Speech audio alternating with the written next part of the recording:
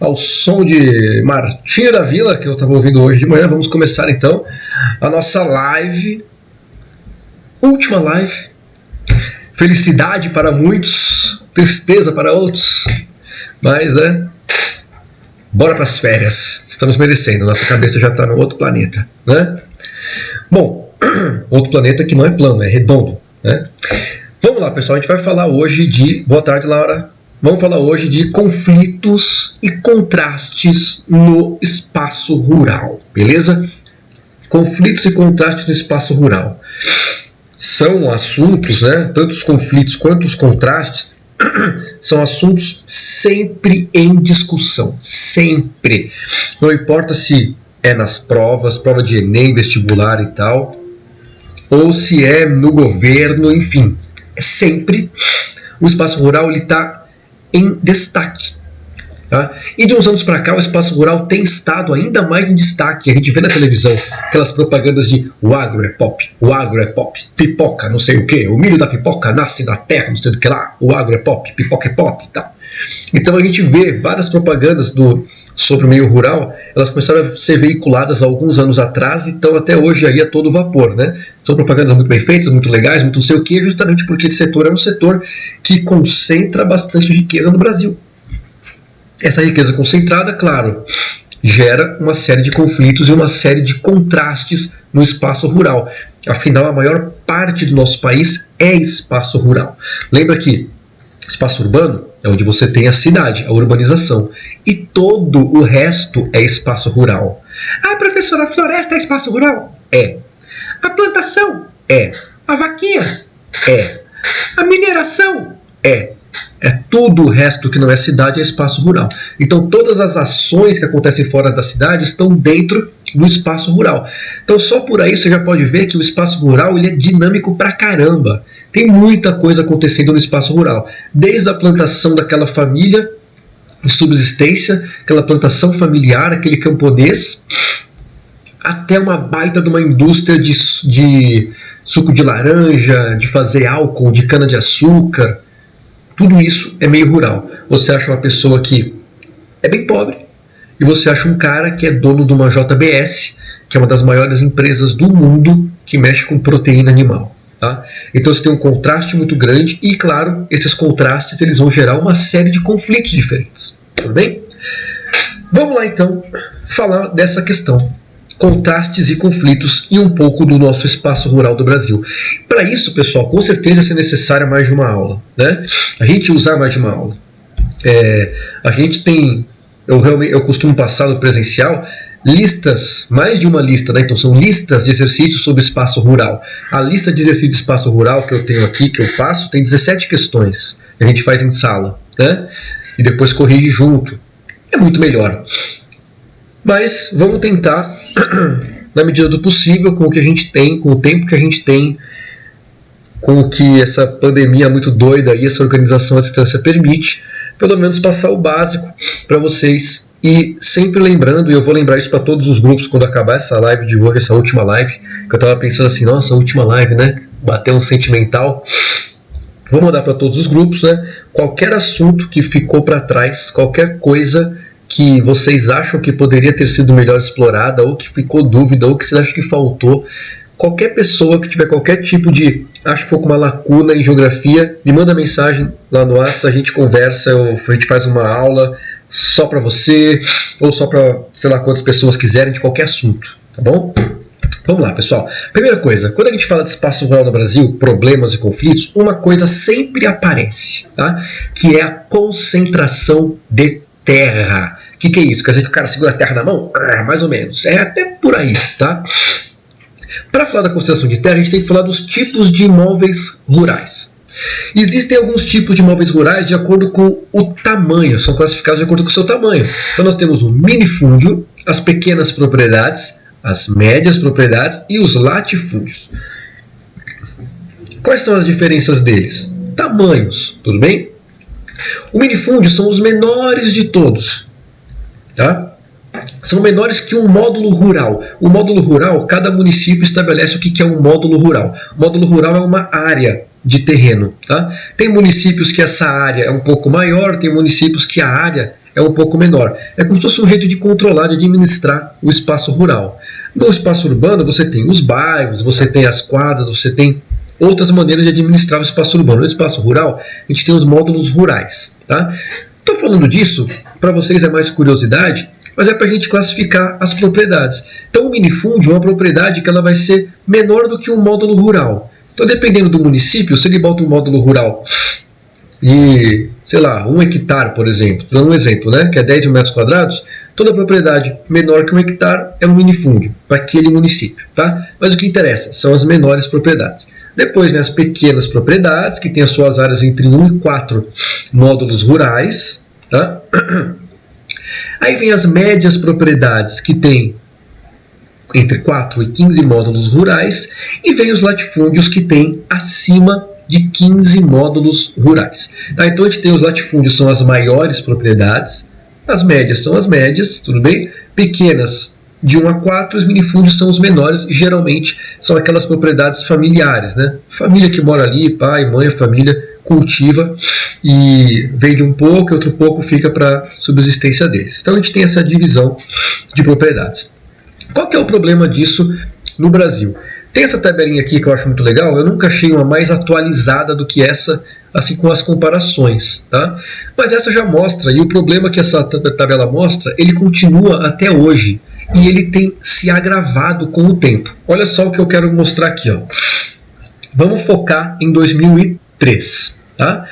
Minifúndios, número de minifúndios, 2.736.052 minifúndios no Brasil, que ocupavam uma área enorme, com uma porcentagem de mais ou menos 9% do espaço rural brasileiro eram de minifúndios. Tudo bem? Pequenas propriedades, uma quantidade menor de pequenas propriedades, mais ou menos metade, né? Grosso modo aí, metade do que o número de minifúndios, mas como eles têm uma área maior, mesmo eles sendo metade, eles ocupam praticamente o dobro de espaço do que os minifúndios. Tá? As médias propriedades são em menor quantidade ainda, olha só. Caiu bastante, né? Antes a gente estava acima de 1 milhão, agora que as médias propriedades não chegam a 300 mil. Praticamente 300 mil médias propriedades. Tudo bem? Só que a área delas equivale a 21% do território nacional, mais ou menos. Isso em 2003. E olha só as grandes propriedades, um pouco mais de 100 mil. Olha como são poucas comparado com as outras, né? Só que essas 100 mil propriedades ocupam só elas mais da metade do espaço rural brasileiro. Qual que é o problema, pessoal? O problema aqui que sempre aparece, que sempre se discute, é a tal da concentração de terras no nosso meio rural. Tá? Concentração de terras. O que quer dizer? A gente tem uma grande quantidade de terras, no caso aqui mais de 50% em 2003, uma grande quantidade, a maior parte da terra está nas mãos de menos proprietários. Então você tem a maior parte da terra na mão de poucos proprietários. E o resto dos proprietários todos tem que ficar com o que está sobrando. Tudo bem? Então você tem 100 mil com metade, e a outra metade você tem que dividir por 4 milhões. Esse que é o problema. Então você tem 100 mil com muita terra, e aí o resto que sobra da terra, que é a outra metade, tem que dividir em 4 milhões. É claro que essa conta não vai dar certo. Né? Então o problema da concentração de terra ele é histórico no Brasil, ele é estrutural. E falar que uma coisa é estrutural é que ela vem desde o início, quando o Brasil foi feito, e faz parte da construção do país. Tá? Não é só no Brasil que acontece isso, pessoal. Em vários países a gente tem esse problema de concentração de terra. Não é uma coisa brasileira só, mas é uma coisa que em qualquer lugar do mundo gera problemas, gera conflitos. Já já a gente chega nesses motivos. Tá? Vamos passar para 2010. Olha aqui, ó. 2010 o que acontece? Minifúndios, agora ocupando 19, praticamente 20% do território. Opa, desculpa, mentira. Vi errado, apaga. Aqui, ó. Esse aqui é o crescimento, né? Aqui, ó. Minifúndios, ocupando praticamente 8% do território. Olha só, de 9,3 para 8,2, caiu mais ou menos 1% o peso deles. Olha só, por mais que tenha aumentado em número, eles diminuíram em tamanho. Então quer dizer, os minifúndios ficaram menores ainda do que eles já eram antes. As terras dos minifúndios ficaram menores do que eram antes. Aumentou a quantidade de pessoas, porém o tamanho delas diminuiu. Pequenas propriedades. Aumentou um pouco a quantidade de pessoas, não aumentou tanto, mas aumentou um pouco, né? Não aumentou tanto quanto no minifúndio. E a sua área também diminuiu. Também caiu de 17,7 para 15,5. Apesar de ter aumentado o número de pessoas em pequenas propriedades, o tamanho delas diminuiu. Olha só. Médias propriedades aumentou bem proporcionalmente, né? Aumentou aí uns 40%, 30% a 40% de pessoas aqui, foi para 380 mil mais ou menos, e o tamanho delas também diminuiu, caiu de 21 para 19,9. Mas olha só, as grandes propriedades aumentaram muito pouco o número de pessoas, ó, de 112 para 130 mil, isso aumentou o quê? Mais ou menos uns 17 mil aí, né? Muito pouco. Só que a porcentagem de terras aumentou, continua aumentando, de 51% para 55%. Então, conforme a gente passa o tempo, mais e mais a concentração de terras ela vem aumentando, infelizmente. Ela deveria, no mínimo, começar a diminuir com o passar do tempo e não continuar aumentando. Desse jeito, a gente tende cada vez mais a tirar quantidades de terra dos pequenos proprietários, médios e dos minifúndios, adicionar terra nos grandes proprietários, e essa galera que perdeu terras vai para onde? Né? Muitas vezes vem para a área rural, vem para a área urbana, né?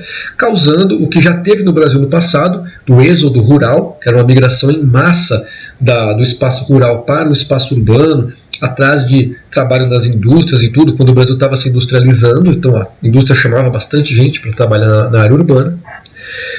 Mas e com o passar do tempo? Como é que fica isso? As cidades já inchadas, né? As áreas urbanas já inchadíssimas, com periferias enormes, com pouca infraestrutura. Para onde vão essas pessoas? A gente tem alguma perspectiva de melhora da área urbana pensando só nela? Já não tem. E se a gente pensar em absorver pessoas da área rural, a gente tem essa perspectiva? Não, muito difícil. Né? Uma coisa que ainda torna isso mais problemático, pessoal, é aqui, ó, quando você vê as terras improdutivas, produtivas. Tá? Dentro das grandes propriedades, as terras produtivas, em 2019, em 2003, somavam mais ou menos 19%, tá? Dentro desses 51, tudo bem, pessoal? Dentro desses 51, mais ou menos 20 eram produtivas, e esse total caiu em 2010. Caiu. Tá? As terras improdutivas desses 51, mais ou menos 30% dos 51 eram improdutivas, e agora cerca de 40% dos 55, 40% são consideradas improdutivas. Então isso é uma baita de uma má organização dentro do nosso espaço rural, que vai levar a vários tipos de conflito. Quando você vê terras produtivas, beleza? Quando você vê terras improdutivas e grandes quantidades de terras improdutivas, aí que você tem os conflitos com pessoas, por exemplo, invadindo essas terras, ocupando essas terras, né? Brigando por uma reforma agrária. O que seria a reforma agrária? Seria, em tese, né, se acontecesse, você pegar essas terras improdutivas, o governo pega essas terras improdutivas, claro, ele paga para o proprietário, pega as terras improdutivas, divide em vários lotes e dá esses lotes para a galera que está no espaço rural e está sem terra. Tá? Teoricamente tinha que ser assim, e isso teria que ser feito em várias partes do Brasil que tem terras improdutivas. Tá? Mas isso não acontece no Brasil desse jeito. A gente tem uma classe política muito forte relacionada ao meio rural. E é claro que uma classe política forte do meio rural não vai fazer reforma agrária nas próprias terras. Né? Isso é muito... Pensar nisso é você ser uma pessoa muito assim inocente, na verdade. Né? Não vai. Tá? Então você tem grandes proprietários de terra que ocupam grandes cargos públicos. E é claro, a reforma agrária no Brasil ela anda a passo de formiguinha. Ela nunca vai para frente, tá bom? Ela existe, mas ela é muito, muito pouca. Ela não chega nem perto do que a gente precisava para melhorar essa questão da concentração de terras. Então, pessoal, quando aparecer para vocês concentração de terras, é isso que eles querem dizer. É a maior parte das terras do espaço rural concentrada nas mãos da menor quantidade de produtores. Enquanto a outra parte da terra, tudo que sobra, tem que ser dividido pela grande maioria dos produtores. Tá? Então, de 2003 para 2010 piorou, de 2010 para cá também vem aumentando essa concentração, infelizmente. Beleza? Ih, caramba, cortou aqui, calma aí. Cortou a imagem, deixa eu arrumar isso aqui, que essa imagem cortou. Ficou muito grande.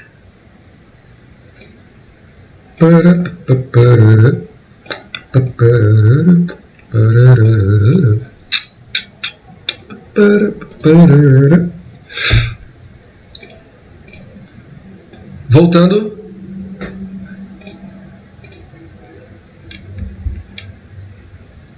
Voltando, agora sim. Voltando.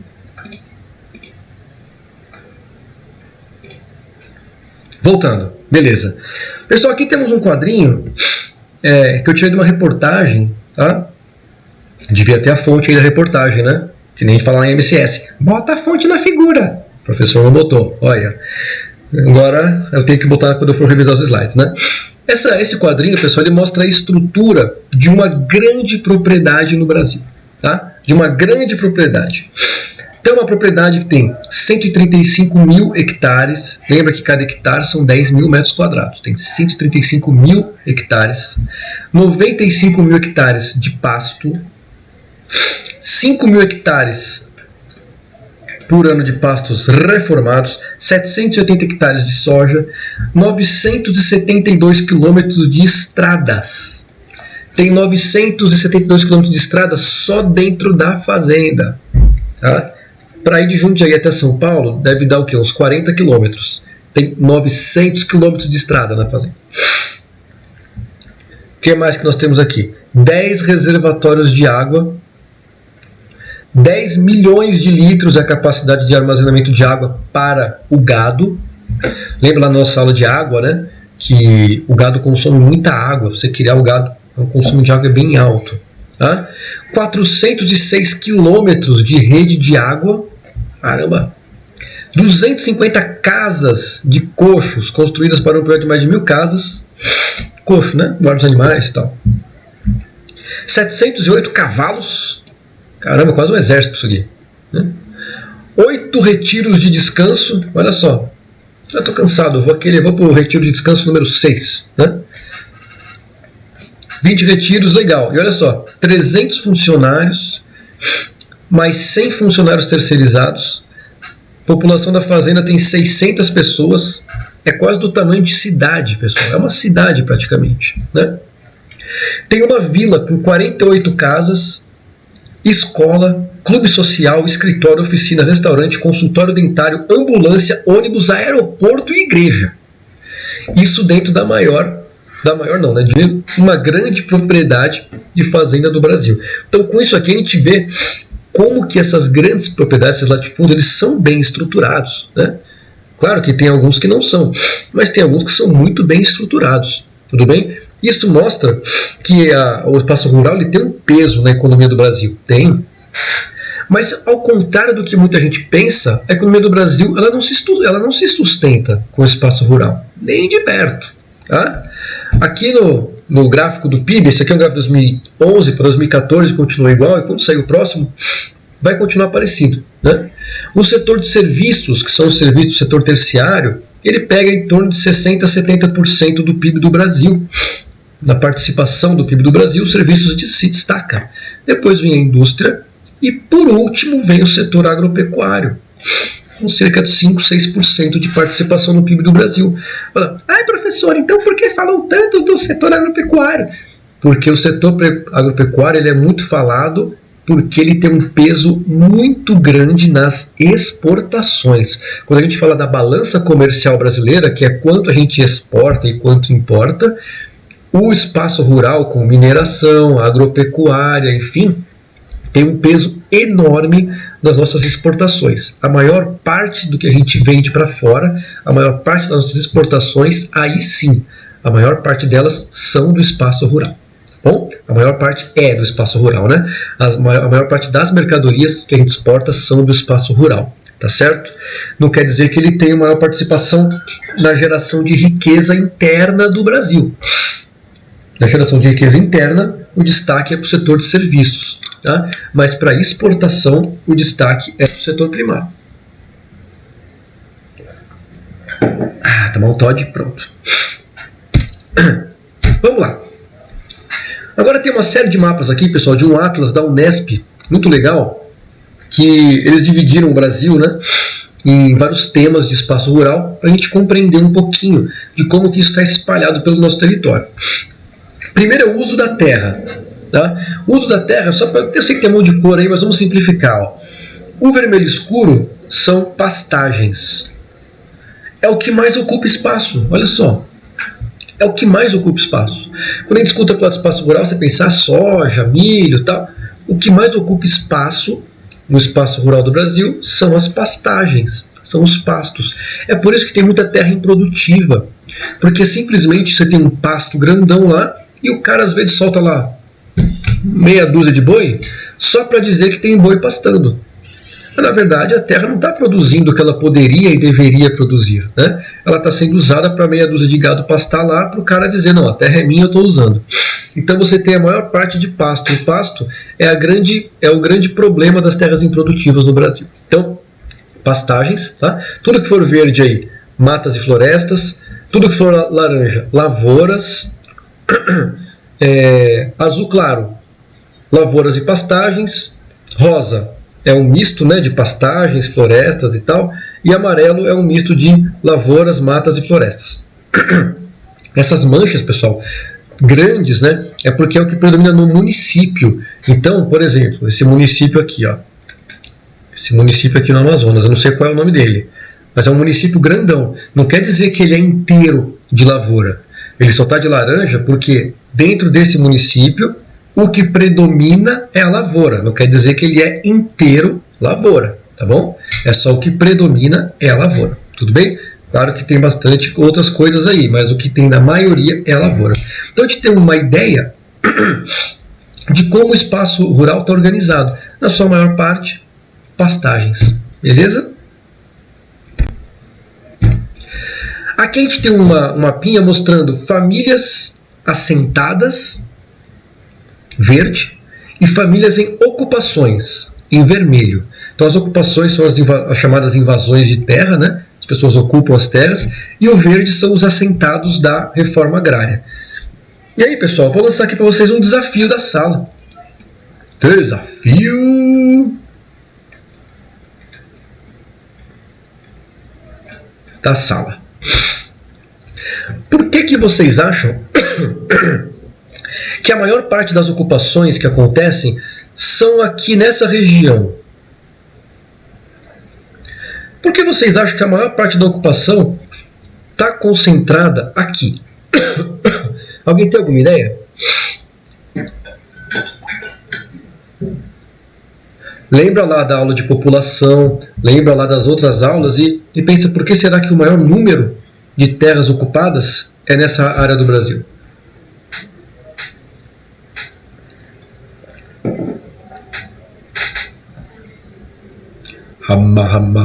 Vamos. Professor, você pode repetir a pergunta, por favor? Por que a concentração de ocupação de terra, que o pessoal fala que são invasões de terra, feito pelos movimentos do campo, o MST, por exemplo, é o maior movimento do campo, mas existem vários outros, né?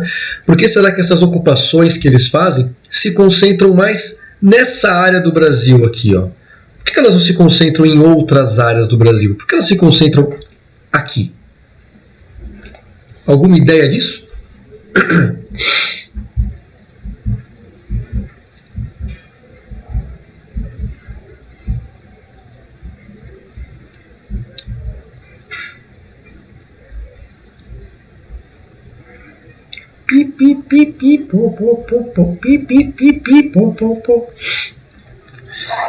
Professor, Diga. É por causa das oportunidades de trabalho? Não sei. Como assim? Como assim? É por aí, mas o que você quer dizer com isso? Ai, calma aí, eu não sei. Tipo, nessa área vai ter mais oportunidade, então as pessoas saem do campo pra ir aí, pra morar e tudo mais. Por isso tem mais pessoas, não sei. Por que você acha que nessa área tem mais oportunidade do que nas outras? O que te levou a falar isso? O que você lembrou para você falar disso?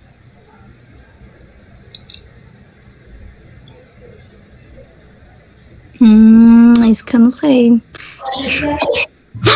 Pode ajudar, professor? Pode. Tem alguma coisa a ver com indústria, ou tipo algo do tipo? Ou não? Também você pode fazer uma ligação até com presença de indústria, sim, também pode.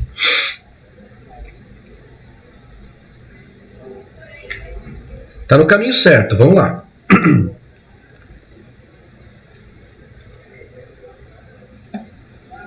Mais alguém?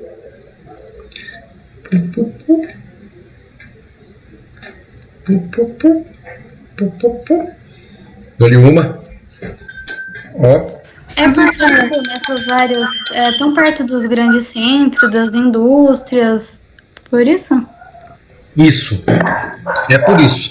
E logo essas áreas são as áreas que têm mais população, né? São as áreas que estão mais próximas dos centros, que vão consumir as mercadorias do espaço rural, que tem mais infraestrutura, que tem mais gente morando, tudo por causa disso que vocês falaram, né? É a área que concentra mais indústria, é a área que tem mais opções de trabalho, tudo. Então nessas áreas tem muito mais população no espaço rural, por isso também tem muito mais invasão nas propriedades, né? Tem muito mais ocupações acontecendo, porque tem muito mais população, então é natural que as ocupações aconteçam em maior quantidade. A gente vê isso também aqui, ó, quando chega perto de Brasília, olha só, perto de Brasília, Goiânia, quando chega perto das grandes cidades, a gente vê isso, ó, fica mais vermelho perto das grandes cidades, ó, tá? Você tem maior número de população, maior contingente populacional, então você tem mais gente atrás de terra e eles invadem muito mais as propriedades rurais, tá? Ao contrário disso, pessoal, aonde a gente tem mais assentamentos, olha só, são as bolinhas verdes, são os assentamentos da reforma agrária. Aonde nós temos mais assentamentos, olha só.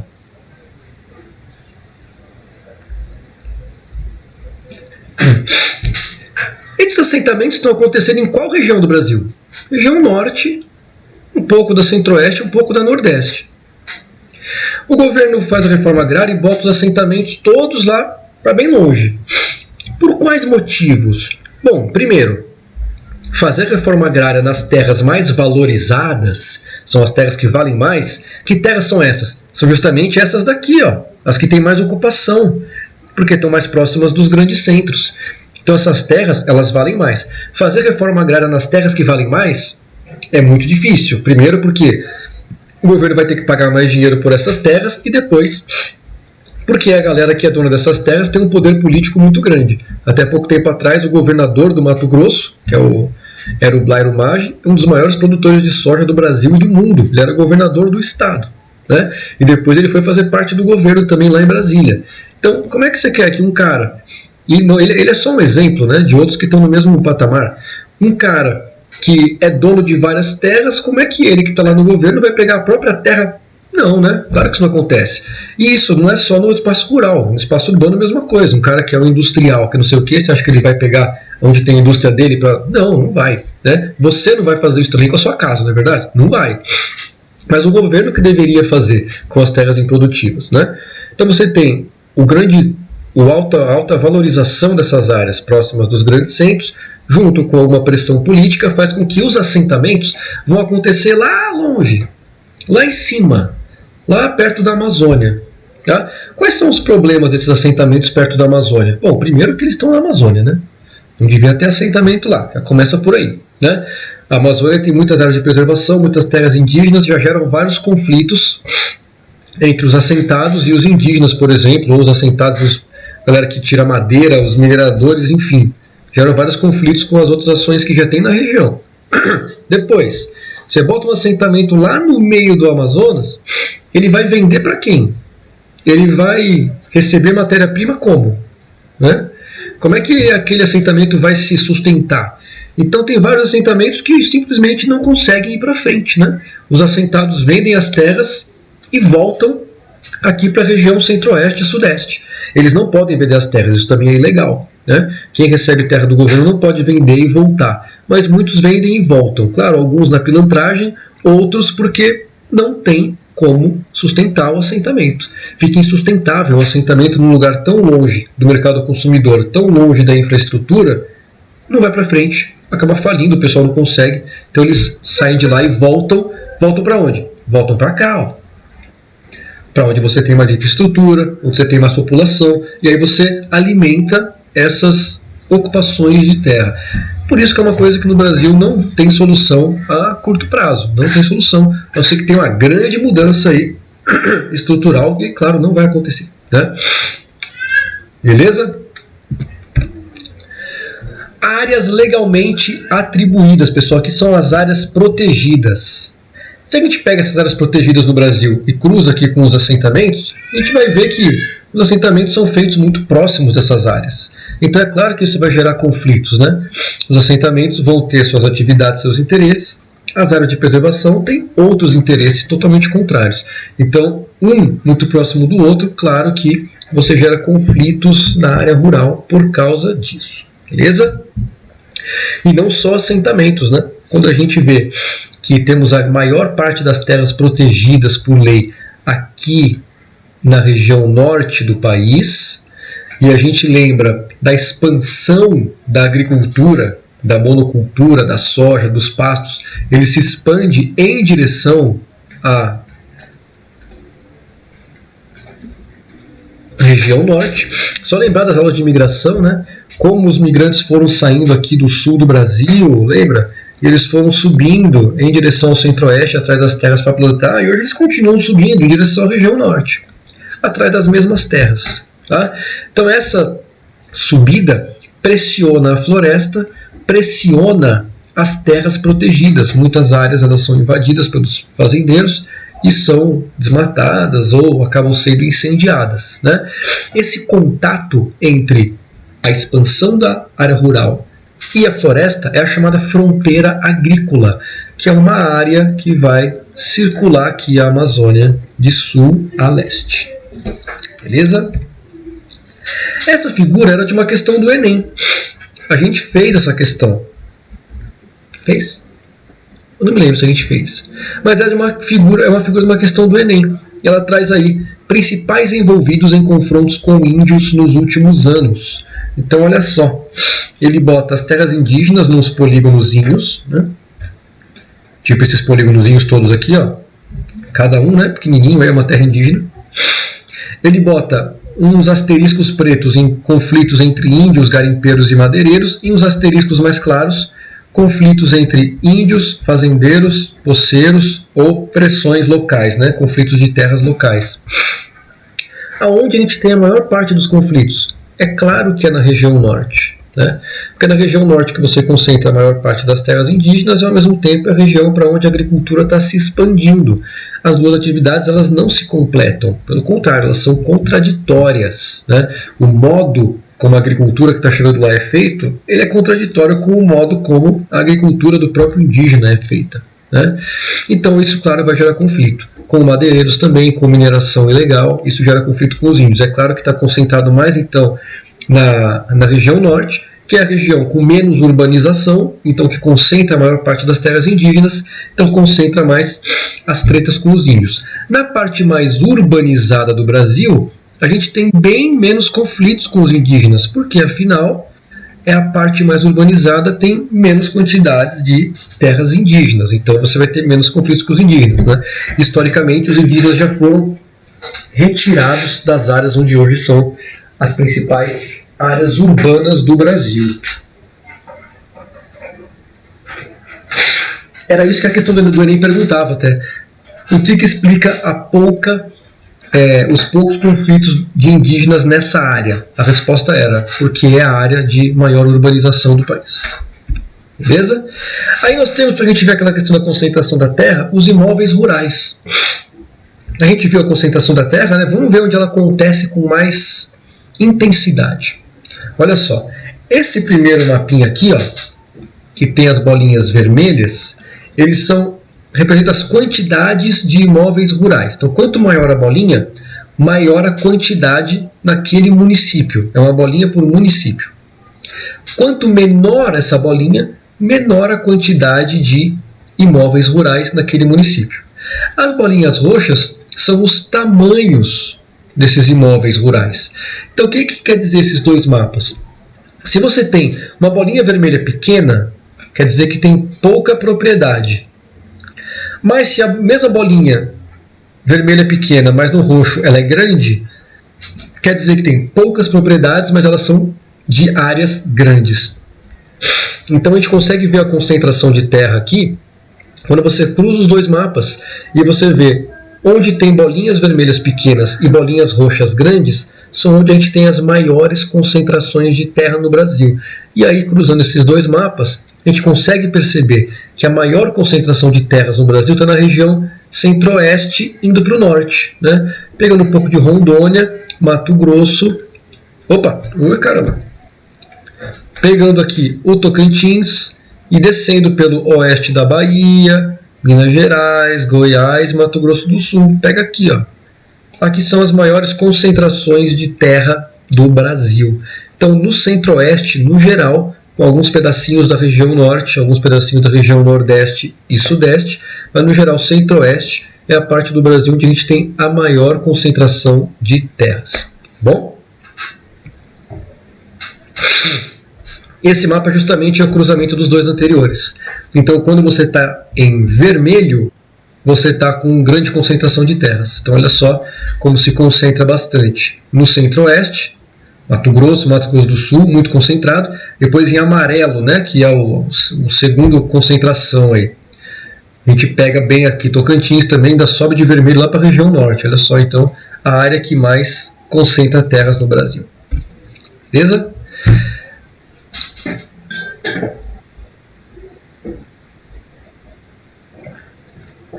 Bom, falamos de concentração de terra, falamos da reforma agrária, dos conflitos que a concentração de terra pode gerar, dos conflitos que a reforma agrária pode gerar também quando ela é mal feita, mas existem outros problemas que acontecem no espaço rural. Problemas que já vêm, histórias, são antigos, né, já vêm de muito tempo atrás.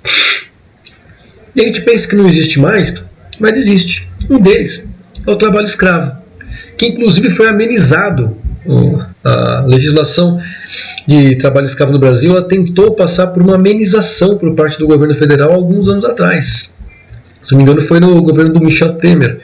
Tentaram dar uma amenizada na classificação de trabalho escravo. Tá? Olha só, pessoal. Esse primeiro mapa de bolinhas azuis, trabalhos escravizados denunciados. Tá? Então aqui são as denúncias. Tudo bem? Aqui no rosa são trabalhadores escravizados libertados. É interessante a gente falar, pessoal, que o escravo no campo hoje não é o mesmo escravo que a gente tem no livro de história. Né? No livro de história a gente tinha aquela escravidão africana muito escrota que aconteceu aqui no Brasil, nas Américas no geral, né? Aconteceu essa escravidão africana. A escravidão atual não é aquele mesmo modelo, né? É uma escravidão diferente. Então você pega o cara, por exemplo, ou uma família, bota para trabalhar na tua terra, em vez de você pagar com o salário, eu quero pagar com produção, sei lá. Você vai ganhar uma parte da minha produção, beleza. Mas você está morando na minha terra, então você tem que pagar para mim a luz, a sua hospedagem e tal. Só que você não ganha dinheiro, você ganha em produção. Então você tem que vender essa produção para depois pagar o cara. Só que você não consegue. Então você vai estar sempre endividado com o cara. Você fica preso ao cara sem ter um ganho fixo e fica preso à pessoa que te contratou, entre aspas, né? Porque o contrato não é legal, não está com carteira assinada na lei. Então isso gera um trabalho escravo. É quando você fica dependente totalmente do cara para que você trabalha, você fica preso a ele. Tá? E esse último mapa aqui é só a comparação de denúncias e libertados, né? Como tem a bolinha azul, é muito maior do que a rosa. Isso quer dizer, o número de denúncias é muito maior do que é efetivamente investigado, fiscalizado, né? São poucos fiscais, é pouca investigação, deveria ser muito mais para acabar com esse tipo de trabalho no campo. E olha só onde eles acontecem em maior quantidade, né? nas áreas que a gente tem mais concentração, tem bastante, mas também em outras áreas, como por exemplo aqui no próprio estado de São Paulo. A gente tem várias denúncias, inclusive em algumas fazendas de alguns políticos, inclusive isso, tá? Denúncias de escravidão em fazendas de políticos até. Tudo bem? Então a gente tem várias denúncias e a maioria dos libertos estão aqui, ó, região norte, um pouquinho da região nordeste, um pouquinho do centro-oeste no Brasil, onde as denúncias efetivamente elas foram investigadas e a galera foi libertada. Então a gente tem uma concentração muito grande aí, próximo da fronteira agrícola, né?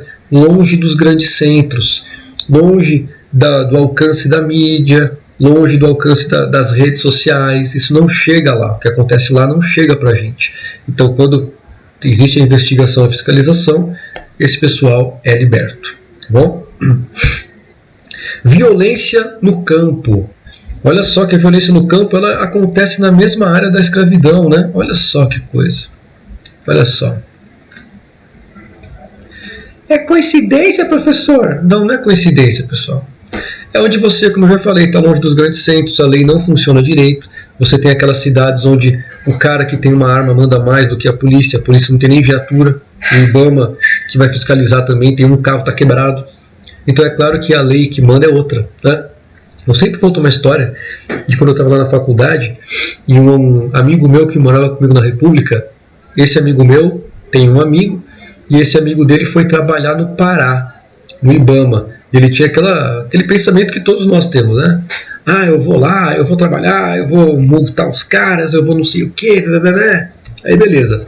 Ele chegou lá, ele estava trabalhando, num certo dia entrou um cara na sala dele com uma bolsa cheia de dinheiro e botou uma arma na mesa dele e falou, ó, tá aqui o dinheiro. Qual era o recado, né? Ou você aceita o dinheiro ou você aceita a bala, né? Aí o cara voltou para São Paulo, né? O cara desistiu de ficar trabalhando no Pará, voltou para São Paulo. Por quê? Porque não funciona, né, pessoal? Não funciona. Então esses mapas aqui falam justamente disso, violência no espaço rural. As bolinhas pretas... Ah não, vamos começar aqui, ó. As bolinhas rosas são as ameaças de morte. Ameaças de morte. As bolinhas roxas são as tentativas de assassinato. E as bolinhas pretas são os assassinatos mesmo. Tá? Então, olha só, o cara ameaça, o cara tenta, depois o cara mata, né? Então, a concentração é sempre no mesmo lugar. Tá? E a gente tem vários exemplos disso que já saíram na mídia aí. Alguns assassinatos no meio rural famosos, como de uma missionária dos Estados Unidos aqui na região da Amazônia do Brasil, a Dorothy. Ficou famoso internacionalmente esse assassinato. Ela brigava pelo meio rural, né? Foi morta. Um líder indígena há pouco tempo, ano passado, se não me engano retrasado, foi morto também, fazia parte lá do grupo indígena que queria proteger, brigava lá com os mineradores, com os madeireiros, foi morto também. Então você tem esses conflitos nas áreas rurais resolvidos de um jeito não muito legal, né? E se concentra muito nas áreas onde a lei não consegue chegar, tá bom? Aí a fronteira agrícola, que eu falei para vocês, né? Então a fronteira agrícola, você tem aqui o território da soja, representado de vermelho, e a soja chegando na área da floresta, então você tem essa área amarela como a fronteira entre a soja e a floresta. Ela vira aqui para cima também, tá? Porque não é só a soja está só como exemplo aí, mas você tem também o pasto pressionando a floresta. Então a fronteira agrícola, quando aparecer para vocês, é justamente o local de pressão, de contato entre a grande agricultura que vai subindo em direção à floresta e a floresta efetivamente. Beleza? E para a gente fechar, pessoal, esse slide aqui é de um acontecimento muito famoso, agora já passou, Belo Monte já está construída, mas foi a construção da usina de Belo Monte. É um exemplo de como um conflito rural ele pode surgir, às vezes, sem você falar de fazenda, sem você falar de gado, de madeireira ou de mineração. Ele pode surgir de outros motivos. Um dos motivos é a construção de grandes hidrelétricas dentro de áreas de floresta. A gente já viu que as hidrelétricas elas necessitam grandes reservatórios, né? A gente já viu isso. Por mais que Belo Monte... Opa, foi mal. Por mais que Belo Monte tenha um reservatório muito menor, porque é uma usina mais nova, mais moderna, então não precisa de um reservatório tão grande assim, ela é muito mais eficiente, ela ainda precisa de um reservatório. Ela ainda precisa fazer uma barragem, uma represa. Então qual foi o problema aqui? Aqui o problema foi o seguinte, o rio Xingu, ele fazia esse caminho aqui, ó. Ele vinha para cá, fazia aqui essa curva e ia embora. Esse era o caminho que ele fazia. E essa parte aqui, ó, que está listrada aqui embaixo, ó, é uma terra indígena. Essa terra indígena, o rio passava dentro da terra indígena, olha só. Né? Por que o rio passava dentro da terra indígena? Ué, os índios usam a água do rio. Então, quando a terra indígena foi demarcada, essa volta do rio, essa curva do rio, ela fazia parte da terra indígena. Né? Beleza. Mas quando construíram a barragem aqui em cima, ó lá, o que acontece com a construção da barragem? A água não vai passar mais por aqui. Tá? Ela até passa, porque tem que deixar passar uma porcentagem, mas é uma porcentagem muito pequena. A barragem não vai barrar 100% da água, tá? Mas ela deixa passar uma porcentagem muito pequenininha, só o que é estipulado pelo projeto. Não sei de cabeça quanto, mas é uma porcentagem geralmente pequena, tá? Que a gente fala que é para manter a vida, é uma vazão ambiental, né? Uma vazão ecológica que se chama, que é uma vazão do rio, deixa passar água suficiente só para o rio não morrer, para você ainda ter uma qualidade mínima de vida da flora e da fauna. Mas é claro que não é o suficiente para você ter quantidade para flora e fauna numa floresta amazônica e ainda mais em uma terra indígena, né? O que aconteceu? Porrada, né? Pancadaria, é claro. Gerou um conflito muito grande aqui na construção dessa usina com os indígenas e com a galera que morava ao longo desse rio, porque a obra foi feita e sequer pensaram na galera que morava ao longo do rio, nas pequenas vilas, nas terras indígenas, naquelas palafitas, né, a galera que mora naquelas casas que vão boiando pelo rio. Então, isso aqui é um baita de um exemplo de como uma obra pública pode interferir num conflito rural. Tinha um amigo meu da faculdade, um grande amigo meu, um beijo de Javan, grande Javan, ele trabalhou uma época fazendo uns mapas digitais na construção de outra usina hidrelétrica lá em Rondônia. Agora sempre me foge o nome dessa usina. Não era Belo Monte, é a usina lá em Rondônia. E ele dizia que toda semana tinha conflito na área da construção da usina. Muitas vezes os caras invadiam o refeitório, muitas vezes os caras invadiam lá e trabalhava, tinha que parar a construção, parar os trabalhos de construção, porque tinha uma situação semelhante. A usina lá em Rondônia também estava impactando algumas coisas para o espaço rural local. E aí uma pancadaria. Claro que a usina foi construída, no final das contas, ela foi terminada, né? Mas em cima de muito sangue. Beleza? Maravilha, pessoal. As questões do Enem. Eu vou pular essa daqui. Vamos fazer só essa daqui, tá? Essa aqui, ó. Não vamos fazer essa aqui, não. Vamos fazer essa daqui. Tudo bem? Essa daqui. Aquela da UFSC, acho que é a que está na atividade para vocês fazerem. Então vamos fazer essa aqui. Enemzão. Tanto potencial poderia ter ficado pelo caminho se não fosse o reforço em tecnologia que um gaúcho buscou. Mas bah! Né? Há pouco mais de 8 anos ele usava o bico da bota para cavocar a terra e descobrir o nível de umidade do solo, na tentativa de saber o momento ideal para acionar os pivôs de irrigação. Até que conheceu uma estação meteorológica, que podia ter sido feita de Arduino, né? Instalada na sua propriedade. Ajuda a determinar a quantidade de água que ele planta e que a planta necessitam, né? Assim, quando inicia o plantio, o agricultor já entra no site do sistema, cadastra a sua área, cadastra o pivô de irrigação. O pivô é um negócio que vai irrigar sozinho o terreno. Cadastra o tipo da planta, né? A cultura é o tipo da planta, e o sistema de plantio, o espaçamento entre as linhas e o número de plantas. E aí então ele já recebe a informação direto de um técnico da universidade de quanto de água ele tem que botar. Isso é muito louco, pessoal. Isso aqui é uma outra parte do espaço rural que costuma aparecer bastante também nas questões, que é espaço rural e meio ambiente. Quando a gente fala de espaço rural, a gente pensa muito em conflitos, mas espaço rural e meio ambiente aparece muito nas questões. E uma das coisas que mais aparece é relacionada à irrigação. A irrigação ou então o uso de fertilizantes, de agrotóxicos. Tá? Por quê? A irrigação, quando ela é muito mal feita, quando ela é feita de qualquer jeito, se você joga muita água no solo, a gente já falou disso até, essa água evapora e ficam os sais minerais. Então, com o passar dos anos, esses sais minerais vão deixar o solo salgado, o solo fica salinizado.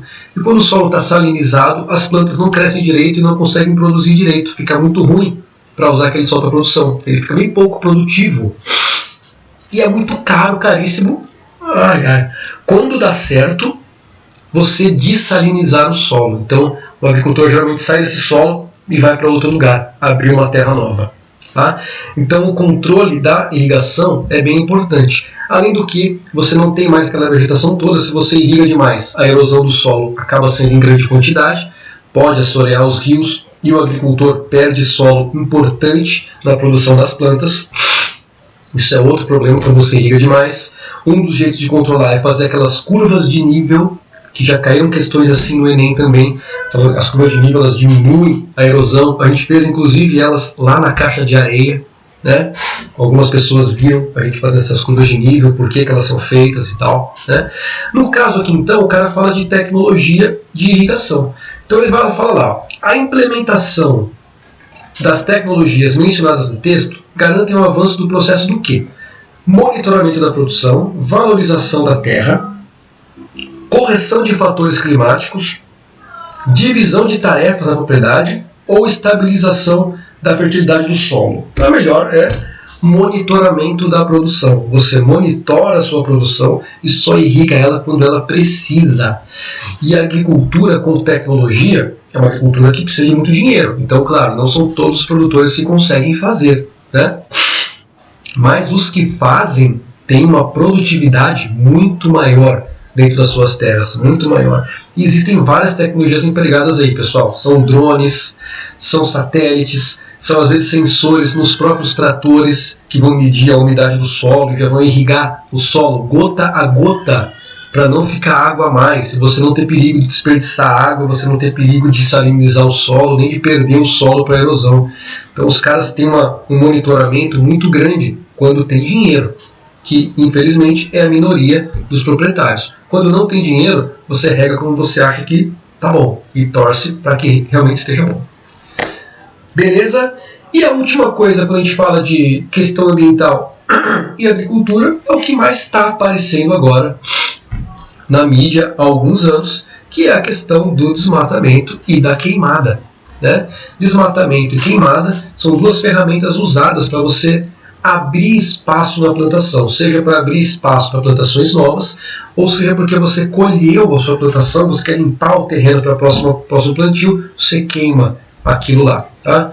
Muitas vezes essa queima sai do controle e vai queimar as áreas que estão em volta. Isso é infelizmente muito comum.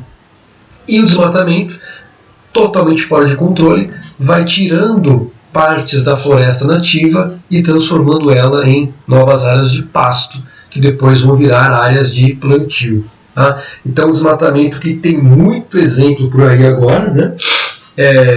É um dos temas abordados no espaço rural quando a gente fala de danos ambientais. Beleza, pessoal? Maravilha? Alguma pergunta? Uma questão que fala aí de salinização.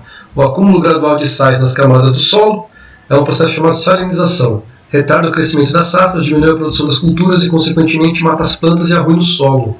A salinização mais grave ocorre na Ásia, em especial na China, Índia e Paquistão. Acontece no Brasil também. Locais que tem muito sol, você joga muita água, se tem muita insolação, essa água evapora muito e fica o sal, né? Então o fenômeno descrito no texto representa um grande impacto ambiental em áreas agrícolas e tem como causa direta instalação de sistemas de irrigação quando a irrigação é mal feita. Beleza? Maravilha, pessoal. Falamos aí de espaço rural. Espero ter conseguido abarcar o maior número de informações possíveis em curto tempo. Ter tirado algumas dúvidas de vocês. Espero que tenha servido para alguma coisa. Foi um prazer. Qualquer dúvida, vocês mandem para mim aí no Moodle ou no WhatsApp para resolver as questões, tá? E entreguem até sexta-feira, beleza?